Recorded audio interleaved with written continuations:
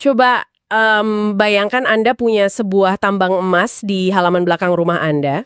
Wah, itu sih anugerah yang luar biasa ya. Banget kan? Maksudnya Anda bisa dibilang mendadak kaya. Tapi masalahnya, alih-alih Anda membangun fasilitas peleburan atau memurnikan emas itu, apalagi sampai merancang perhiasan yang bernilai tinggi, rutinitas Anda setiap hari tuh cuma ngeruk tanah galiannya aja. Cuma tanah mentahnya aja nih yang diambil. Iya, Anda cuma masukin tanah kotor itu ke dalam karung, terus Anda jual ke tetangga Anda dengan harga yang super murah. Dan saya bisa tebak kelanjutannya. Tetangga Anda itu yang kemudian memproses tanahnya ya kan? Tepat.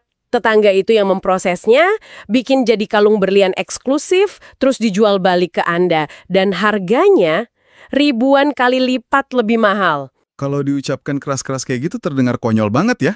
Konyol banget, tapi ya itulah realitas ekonomi yang paling akurat untuk menggambarkan sebuah wilayah yang kerjanya cuma ngandalin ekspor bahan mentah. Sebuah kutukan sumber daya alamnya. Betul. Nah, selamat datang di sesi penelusuran mendalam kita kali ini. Untuk Anda yang selalu haus akan wawasan baru dan suka membedah gimana sih roda ekonomi dunia ini sebenarnya berputar, hari ini kita bakal membongkar sebuah konsep yang masif banget. Dan ini konsep yang sangat relevan dengan situasi kita sekarang. Sangat relevan. Jadi gini, melihat dinamika ekonomi nasional akhir-akhir ini, ada satu cetak biru atau blueprint dari awal April 2026 yang belakangan ini terus menarik perhatian saya. Oke, cetak biru dari siapa tuh? Ini adalah gagasan ekstensif dari Insinyur Haji M. Ridwan Hisjam. Beliau ini tokoh penggerak ekonomi senior yang secara spesifik memetakan masa depan untuk Jawa Timur. Oh, menarik. Jawa Timur. Dan alasan kenapa gagasan beliau ini patut kita bedah secara mendetail hari ini adalah karena posisi Jawa Timur itu sendiri. Kita kan nggak lagi ngomongin provinsi biasa nih. Iya, bukan sekedar provinsi di peta kan? Jelas bukan. Jawa Timur itu ibaratnya jantung manufaktur. Dia juga lumbung pangan nasional. Dan yang paling penting, mesin penggerak utama untuk kawasan Indonesia Timur. Secara geopolitik dan ekonomi, posisinya itu sangat strategis. Tapi kalau saya baca dari cetak biru yang lagi kita pelajari ini, di situ ada sebuah peringatan yang lumayan menampar ya. Iya, peringatan soal kekayaan alam tadi. Nah iya, dikatakan bahwa semua kekayaan alam dan posisi strategis itu nggak akan otomatis berubah jadi kesejahteraan masyarakatnya. Kenapa? Karena ya balik lagi ke analogi tambang emas Anda tadi. Selama sebuah wilayah itu masih terjebak dalam rutinitas mengekspor bahan mentah, mereka sebenarnya cuma lagi ngasih subsidi terselubung. Subsidi terselubung buat negara lain. Betul, subsidi buat memutar roda industri di negara-negara yang beli bahan mentah itu. Mereka yang untung besar. Ya, kita semua paham lah ya konsep dasar hilirisasi. Istilah ini udah sering banget kita dengar di mana-mana. Mengubah bahan mentah jadi barang jadi.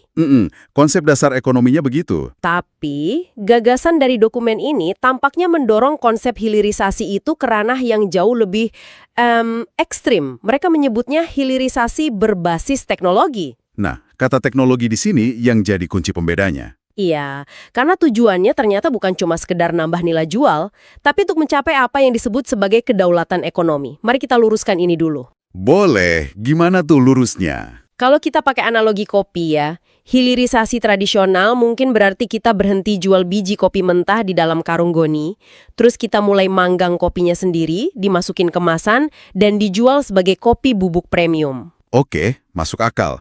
Itu hilirisasi dasar. Nah, apakah kedaulatan ekonomi yang dimaksud dalam dokumen ini tuh sekadar peningkatan dari proses manggang kopi tadi?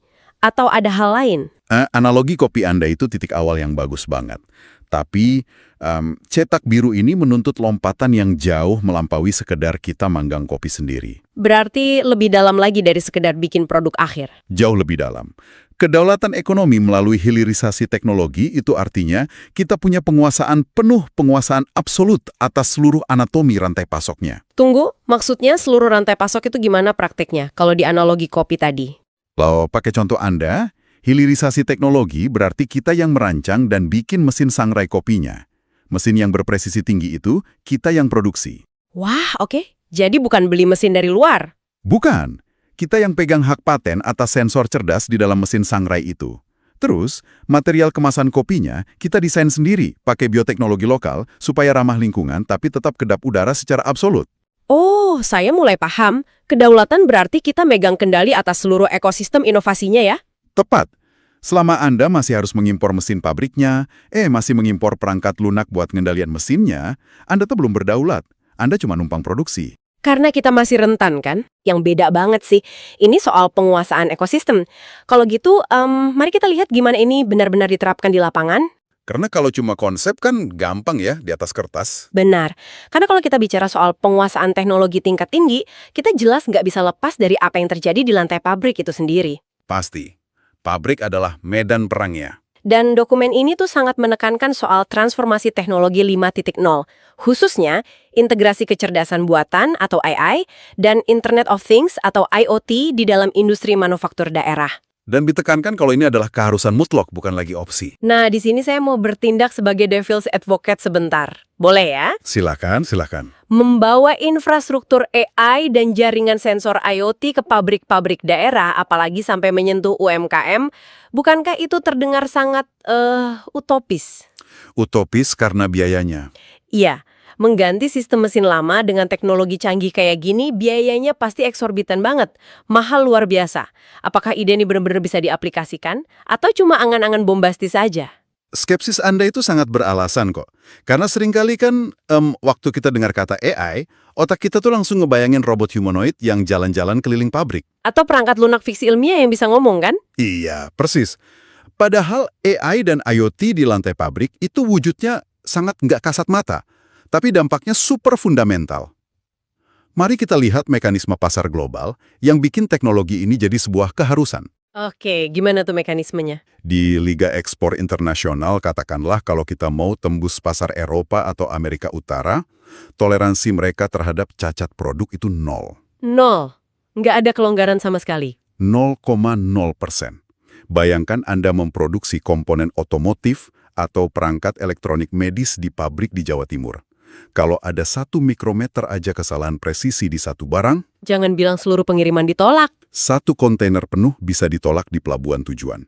Hancurkan bisnisnya, nah disinilah AI masuk. Oh, jadi AI-nya itu buat ngecek barangnya? Betul, AI di pabrik manufaktur itu biasanya berupa sistem kamera atau laser cerdas. Dia memindai setiap produk yang lewat di atas ban berjalan dalam hitungan milidetik. Kecepatan tinggi ya? Sangat tinggi. Dan dia bisa mendeteksi keretakan mikroskopis yang mustahil banget dilihat sama mata manusia biasa. Jadi ini intinya tentang jaminan kualitas absolut yang bekerja pada kecepatan mesin. Nggak ada ruang buat human error. Lalu gimana dengan IoT-nya? Di mana peran jaringan sensor-sensor cerdas ini?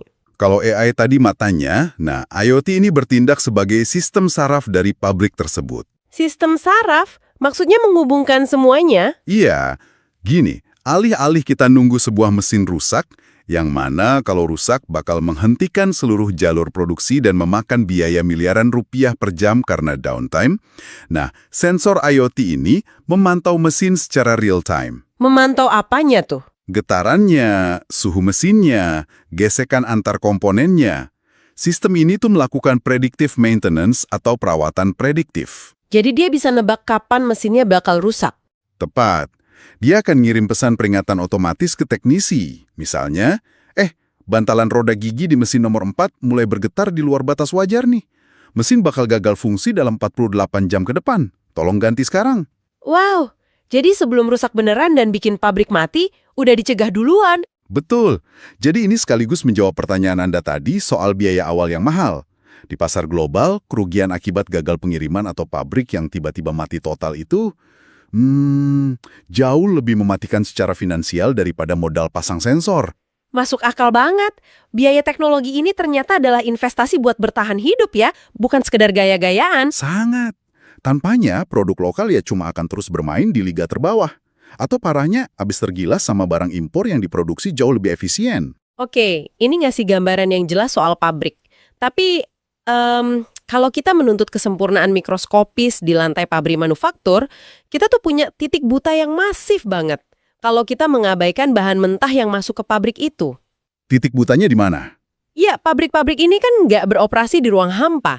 Mereka sangat bergantung pada apa yang tumbuh dari tanah kita, apalagi kalau kita bicara Jawa Timur. Oh jelas, Jawa Timur itu salah satu lumbung pangan nasional terbesar di Indonesia. Nah, itu dia. Dan Cetak Biru ini ternyata juga merumuskan revolusi di sektor ini melalui mereka menyebutnya hilirisasi agroindustri. Ada penekanan kuat di dokumen ini, kalau petani itu nggak bisa terus-menerus memanen gabah, jagung, atau tebu, terus langsung dijual mentah-mentah. Betul sekali. Dan di titik inilah teknologi canggih tadi bertemu langsung dengan hajat hidup jutaan orang di akar rumput. Mengangkat ekonomi pedesaan juga berarti kan? Pasti, perluasan teknologi ini ke sektor pertanian adalah satu-satunya cara kita bisa ngebangun benteng ketahanan pangan yang sejati. Mekanisme utamanya berpusat pada pengolahan pasca panen tingkat lanjut. Berarti dengan pengolahan ini, kita tuh nggak lagi berpacu dengan waktu. Petani selama ini kan selalu berada di pihak yang kalah saat negosiasi harga. Dan itu murni karena barang dagangan mereka bisa membusuk kan? Itu akar masalah pertanian dari zaman dulu. Waktu adalah musuh petani. Coba kita ambil studi kasus hipotesis ya, biar pendengar bisa membayangin ini lebih nyata. Katakanlah kita lagi ngelihat siklus panen jagung di daerah Jawa Timur. Boleh, mari kita pakai contoh jagung itu. Secara tradisional ya, jagung mentah yang baru dipanen itu ibarat bom waktu biologis. Bom waktu karena cepat rusak. Iya, begitu dipanen, kadar air di jagung itu tinggi banget. Dia rentan banget sama jamur aflatoksin, belum lagi diserang hama. Petani itu secara realistis cuma punya waktu beberapa hari sebelum kualitas panennya anjlok parah. Dan tengkulak pasti tahu persis kelemahan ini dong. Oh, sangat tahu. Karena tengkulak tahu petani lagi panik dikejar waktu, pembusukan dan butuh uang tunai cepat, harga jagung bisa ditekan serendah-rendahnya. Petani nggak punya tuas tawar-menawar sama sekali. Ya mau nggak mau dilepas murah. Wah, saya bisa lihat sekarang di mana pergeseran kekuatannya bakal terjadi. Kalau kita menerapkan hilirisasi agroindustri berbasis teknologi ini, jagung itu nggak langsung diangkut dan dijual mentah. Terus diapain dong? Jagung itu mungkin dimasukkan dulu ke fasilitas pengolahan lokal yang mungkin pakai teknologi enzim hasil riset universitas setempat. Di situ jagungnya dipecah jadi sirup jagung fruktosa tinggi. Atau bisa ditarik lebih jauh lagi inovasinya. Gimana tuh? Polimernya diekstrak untuk dijadikan bahan dasar bioplastik. Anda tahu kan, permintaan bioplastik sekarang lagi meroket banget di seluruh dunia karena isu lingkungan. Gila. Jadi tiba-tiba komoditas yang tadinya bakal busuk dalam waktu 2 minggu berubah jadi produk bernilai tinggi. Dan yang paling penting, produk ini bisa disimpan di gudang selama bertahun-tahun tanpa ada penurunan kualitas. Itulah esensi dari meretas waktu yang Anda sebutkan tadi. Anda mengubah posisi tawar petani secara fundamental. Petani, atau katakanlah koperasi petani, yang mengelola fasilitas hilirisasi itu sekarang bertransformasi jadi pemain industri. Mereka bukan sekedar pekebun lagi. Bukan. Mereka memegang kendali atas inventaris. Ketika harga pasar lagi hancur-hancurnya, mereka nggak perlu tuh membuang produk mereka ke jalan tol sebagai bentuk protes kayak yang sering banget kita lihat di berita-berita. Iya, sedih banget kalau lihat berita tomat atau jagung dibuang-buang gitu. Dengan teknologi ini, mereka bisa menahan produk olahannya dengan aman di gudang, lalu merilisnya ke pasar pas harganya udah kembali menguntungkan. Inilah makna ketahanan pangan yang sejati, menurut gagasan Hisham. Jadi ketahanan pangan itu bukan cuma soal berapa juta ton beras atau jagung yang bisa kita panen musim ini ya? Bukan, tapi tentang seberapa kuat infrastruktur kita dalam mengawetkan, mengolah, dan mendistribusikan nutrisi tersebut melampaui batas waktu alaminya. Gagasan perombakan struktural ini dari mulai pabrik manufaktur sampai ke ladang jagung, secara logika ekonomi itu masuk akal banget. Tapi memindahkan ide raksasa ini dari draft cetak biru ke realita jalanan itu masalah yang sepenuhnya berbeda. Betul. Eksekusi selalu jadi bagian tersulit. Pertanyaannya, siapa yang harus ngebangun ini semua? Petani di desa kan nggak mungkin tiba-tiba patungan terus ngebangun reaktor enzim pengolah bioplastik di halaman belakang rumah mereka. Nggak realistis kalau disuruh jalan sendiri. Nah, disinilah dokumen rancangan ini menguraikan mesin penggeraknya. Mereka menyebutnya sebagai sinergi pentahelix. Konsep kolaborasi 5 pilar ya? Iya. Untuk Anda yang mungkin belum familiar, pentahelix ini secara ideal menggabungkan kekuatan dari pemerintah, industri, akademisi, media, dan komunitas atau masyarakat sipil. Tapi di dokumen ini titik beratnya ada di sinkronisasi 3 pilar pertamanya. Yaitu antara universitas, pabrik besar hingga UMKM, dan fasilitasi dari negara kan? Tepat sekali. Kenapa sinkronisasi 3 ini yang jadi fokus? Karena sinkronisasi ini memang dirancang khusus buat ngatasi penyakit kronis di banyak negara berkembang, yaitu riset yang terputus total dari realitas kebutuhan pasar. Oh, maksudnya inovasi yang mandek di kampus doang? Iya, sering banget kan universitas menghasilkan penelitian yang luar biasa brilian. Katakanlah mereka nemuin metode pelapisan antibakteri dari ekstrak bahan lokal untuk kemasan makanan. Penemuan yang hebat, tapi Tapi sayangnya, inovasi itu seringkali cuma berakhir jadi tumpukan jurnal tebal di rak perpustakaan kampus. Nggak kemana-mana. sementara di sisi lain, dunia industrinya butuh itu. Sangat butuh. Di saat yang sama, mungkin ada UMKM di pedalaman Jawa Timur yang lagi kebingungan setengah mati nyari teknologi pengemasan, supaya produk keripik buah mereka bisa diekspor ke Jepang tanpa hancur atau berjamur di jalan. Wah, ini ironis banget ya. Solusinya ada, masalahnya ada, tapi mereka nggak ketemu. Nah, sinergi pentahelix menjembatani jurang raksasa ini.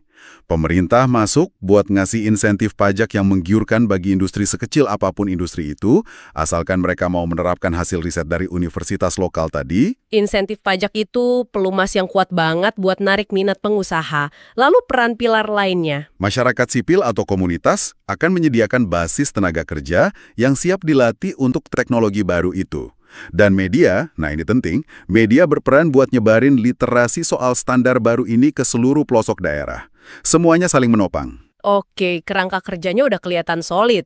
Namun, ada satu lapisan lagi di dalam rencana implementasi dokumen ini yang sejujurnya bikin alis saya sedikit terangkat pas bacanya. Bagian mana tuh? Ekonomi hijau atau green economy. Ditegaskan berkali-kali bahwa seluruh proses industrialisasi besar-besaran ini harus berjalan di atas fondasi energi bersih.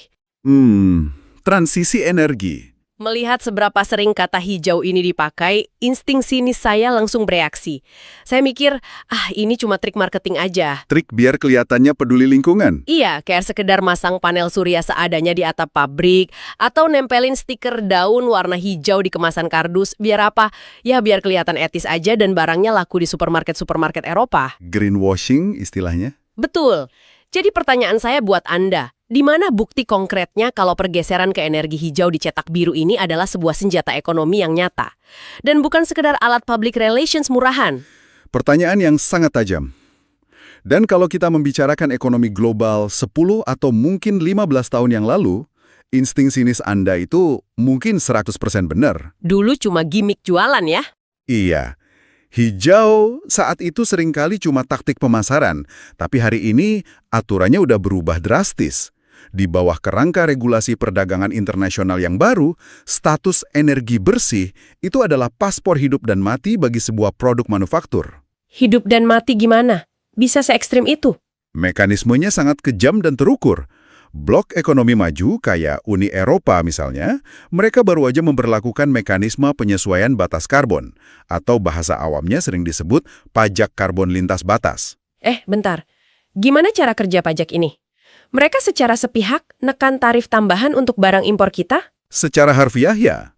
Mereka menghitung total jejak karbon dari sebuah barang yang mau masuk ke pasar mereka dari hulu ke hilir. Tolong kasih ilustrasi biar saya bisa ngebayangin dampaknya. Oke, begini mekanismenya. Bayangkan industri di Jawa Timur udah sukses berat nih menciptakan baterai kendaraan listrik kualitas premium atau olahan pangan yang canggih banget pakai hasil riset kampus tadi. Barangnya udah sempuh lah nih lolos kualitas inspeksi AI tadi. Betul. Tapi, kalau ternyata selama proses pembuatannya di pabrik, mesin-mesin itu masih disuplai oleh listrik dari pembangkit berbahan bakar kotor yang emisi karbonnya tinggi, pihak Eropa bakal melacak jejak karbon tersebut.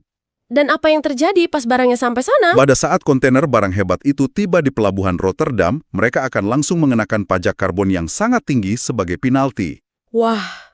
Pajak dadakan ini bakal langsung menghancurkan margin keuntungan pabrik kita. Bikin harga barang kita jadi nggak masuk akal mahalnya waktu ditaruh di rak toko mereka. Produk sebaik dan secanggih apapun nggak akan ada konsumen yang mau beli kalau harganya nggak kompetitif. Menarik banget ini. Tapi, tunggu dulu. Saya jadi kepikiran soal teknis logistiknya. Teknis apanya? Gimana caranya pembeli atau birokrat di Eropa itu bisa membuktikan jejak karbon dari sebuah pabrik kecil di pedalaman Jawa Timur? Mereka kan nggak mungkin ngirim inspektur fisik buat meriksa setiap kontainer yang berangkat. Nah, Anda ingat diskusi kita di awal tadi soal jaringan sensor cerdas atau IoT di lantai pabrik? Sensornya saling terhubung ya? Persis banget. Sensor-sensor IoT tersebut fungsinya ternyata bukan cuma buat ngecek kapan bantalan mesin bakal aus, tapi mereka juga memantau konsumsi energi dan melacak sumber asal listrik secara real-time di seluruh rantai pasok. Terus datanya dikirim kemana? Data konsumsi energi ini dienkripsi dengan aman dan diubah menjadi apa yang mereka sebut sebagai paspor hijau digital. Oh, wow. Jadi serba otomatis. Iya. Jadi saat barang Anda tiba di Bea Cukai Eropa, petugas di sana cuma perlu memindai paspor digital itu.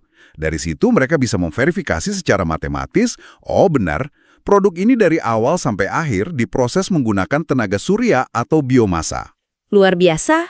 Benang merahnya ditarik semua. Itulah yang mengikat seluruh gagasan Ridwan Hisyam di dokumen ini. Anda nggak bisa seenaknya menerapkan ekonomi hijau buat nembus lantai ekspor kalau Anda nggak punya infrastruktur IoT dari transformasi teknologi 5.0. Mereka nggak bisa dipisahkan ya. Keduanya adalah satu kesatuan organik.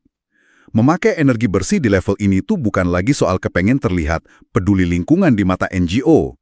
Ini murni soal menghindari hukuman finansial yang melumpuhkan dari pasar global. Tanpa infrastruktur ramah lingkungan yang terekam digital itu, barang sehebat apapun buatan Jawa Timur akan dikarantina dari rantai pasok negara-negara maju. Sebuah teka-teki yang terhubung dengan sangat rapi ya jadinya. Kalau kita urutkan lagi, universitas yang nemuin teknologinya, terus pemerintah yang menyubsidi transisi energinya, dan pabrik UMKM di daerah yang menerapkannya pakai jaringan IoT buat mencetak paspor digital barang mereka. Siklus ekosistem yang sempurna. Betul. Kalau kita melangkah mundur sekarang dan melihat lanskap besarnya, apa yang kita pelajari hari ini tuh bukan sekedar rencana perbaikan ekonomi daerah biasa ya. Sama sekali bukan. Skalanya jauh lebih besar dari itu. Ini adalah cetak biru untuk mengubah anatomi sebuah provinsi secara menyeluruh. Merombak Jawa Timur dari sekedar entitas penyedia bahan baku dan lumbung pertanian mentah, menjadi raksasa industri cerdas. Dan mereka melakukannya dengan mendesain ulang fondasi industrinya. Iya. Mereka merancang sistem di mana pabrik-pabrik lokal nggak punya ruang untuk cacat berkat sistem saraf AI, di mana petani nggak lagi didikte oleh waktu karena komoditasnya diolah jadi material canggih. Dan seluruh mesin ekonomi raksasa ini digerakkan oleh energi yang khusus dikurasi untuk menembus regulasi pajak karbon global yang ketat. Dan ini membawa kita ke gagasan pamungkas dari dokumen tersebut, implikasi makronya, yang di dalam cetak biru sering dirujuk dengan istilah efek bola salju, kebangkitan Nusantara. Kebangkitan Nusantara, berarti efeknya diharapkan merambat keluar provinsi dong? Tentu. Visi Hijam ini nggak berhenti di garis perbatasan administratif satu provinsi aja. Ini tuh hitung-hitungan matematika geopolitik murni. Menarik. Gimana cara kerja rambatannya?